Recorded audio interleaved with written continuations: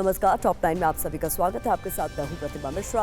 Rafa पर पूरी दुनिया इजराइल के खिलाफ नजर आ रही है। इजराइल फिलिस्तीन वॉर में आज हम बात करेंगे राफा में आज क्या हुआ, जर्मनी और इंटरनेशनल कोर्ट ऑफ जस्टिस ने इजराइल को किस तरह की चेतावनी दी। इसके अलावा जानेंगे कि फिलिस्तीनी स्टेट को लेकर फ्रांस क्यों नेतन्याहू के खिलाफ। गाजा में राफा क्रॉसिंग में फायरिंग से दहशत का माहौल हो गया। गोलीबारी के बीच अपनी जान बचाने के लिए लोग इधर उधर भागते नजर आए। दावा किया जा रहा है कि इजिप्ट भाग रहे लोगों पर फायरिंग की गई। लोग इजिप्ट में घुसने की कोशिश कर रहे थे।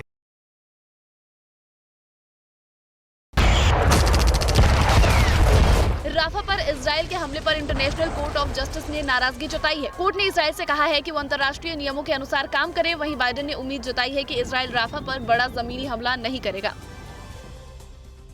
म्यूनिख सम्मेलन में जर्मनी के चांसलर ओलाफ शोल्ज ने इजराइल को बड़ी चेतावनी दी है।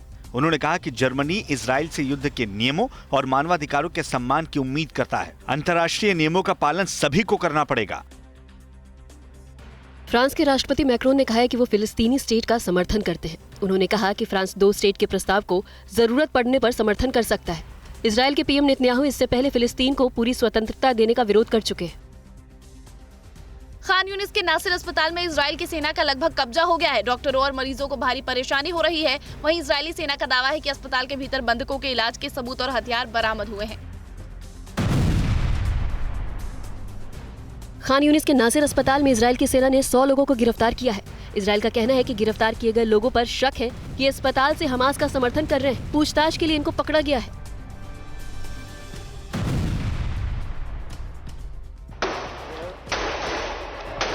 राफा में मदद ले जा रही टीम पर इजराइल की सेना हमला कर रही है। ये सनसनीखेज जानकारी अमेरिका के स्टेट डिपार्टमेंट ने दी है। मिडिल ईस्ट में स्टेट डिपार्टमेंट के विशेष दूत डेविड सैटरफील्ड ने दावा किया है कि मदद ले जा रही यूएन टीम पर कई हमले हो चुके हैं।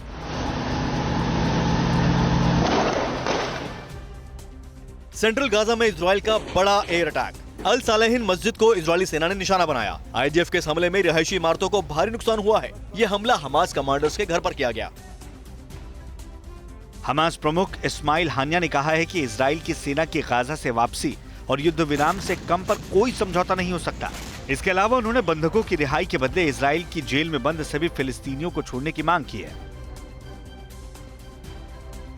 बात एक बार फिर से टॉप 9 की। इजराइल ने लेबनान में ग्राउंड ऑपरेशन की तैयारी पूरी कर ली है। हिजबुल्लाह चीफ नसरल्लाह की धमकी के बाद किसी भी क्षण युद्ध की आशंका जताई जा रही है। वॉर जोन में बात करेंगे लेबनान के खिलाफ इजराइल की तैयारी और हूती की नई धमकी की। इसके अलावा समझेंगे इजराइल को लेकर अमेरिका किस तरह से डबल गेम कर रहा है। हिजबुल्लाह प्रमुख नसरुल्लाह ने इजराइल को बड़ी धमकी दी है। नसरुल्लाह ने कहा है कि लेबनान में आम लोगों की मौत की कीमत इजराइल को भुगतनी पड़ेगी। दुश्मन को हर महिला और बच्चे की मौत की कीमत खून से चुकानी पड़ेगी। हिजबुल्लाह ने इजराइल पर बड़ा रॉकेट हमला किया है। लेबनान से इजराइल पर उसके रॉकेट आग उगल रहे हैं। किरियत शिमोना पर हिजबुल्लाह ने एक के बाद एक कई रॉकेट दागे, जिसमें इजराइल को भारी नुकसान हुआ है। ये हमले नसरुल्लाह की धमकी के बाद किए गए हैं।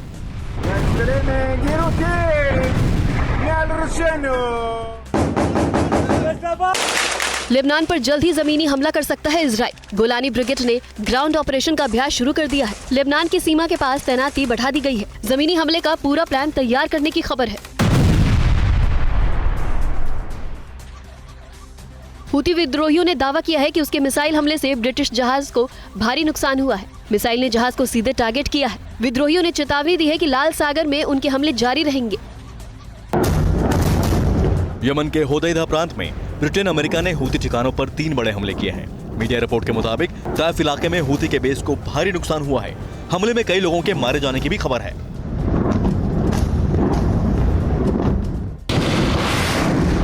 हूती विद्रोहियों पर लगाम कसने के लिए यूरोपीय यूनियन ने बड़ी तैयारी की है। रेड सी में ईयू का ऑपरेशन स्पाइट्स जल्द शुरू होगा। ऑपरेशन में फ्रांस, जर्मनी, ग्रीस, इटली की सेना शामिल होंगी।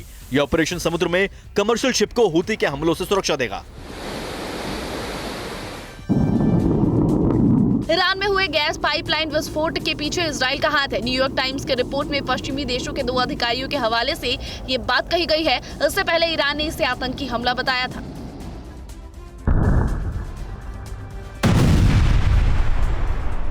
इजराइल को लेकर अमेरिका का दोहरा रवैया सामने आया है। एक तरफ अमेरिका इजराइल को मिलिट्री सहायता भेजने जा रहा है, तो दूसरी तरफ बाइडेन युद्ध विराम की अपील कर रहे हैं। वॉल स्ट्रीट जर्नल की रिपोर्ट के मुताबिक इजराइल ने अरबों डॉलर के हथियार अमेरिका से खरीदने की इच्छा जताई है, जिसे लेकर बाइडेन प्रशासन सहमत नजर आ रहा है।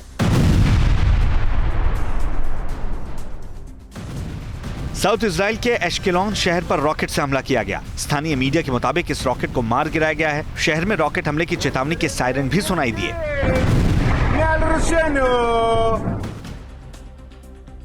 जर्मनी के म्यूनिख में सुरक्षा सम्मेलन चल रहा है। इस सम्मेलन में 85 देश भाग ले रहे हैं। चीन, अमेरिका, ब्रिटेन, अजरबैजान, आर्मीनिया के नेताओं के बीच 1-on-1 मीटिंग हुई। ग्लोबल टेंशन में बात करेंगे। इन बैठकों में क्या हुआ और नवेल्नी की मौत को लेकर पुतिन पर क्यों सवाल उठ रहे हैं। ब्रिटेन ने चीन से ईरान पर हूती विद्रोहियों की मदद न करने के लिए दबाव बनाने की अपील की है। म्यूनिख में ब्रिटेन के विदेश मंत्री डेविड कैमरन ने चीन के विदेश मंत्री वांग यी से मुलाकात के दौरान ये बात कही।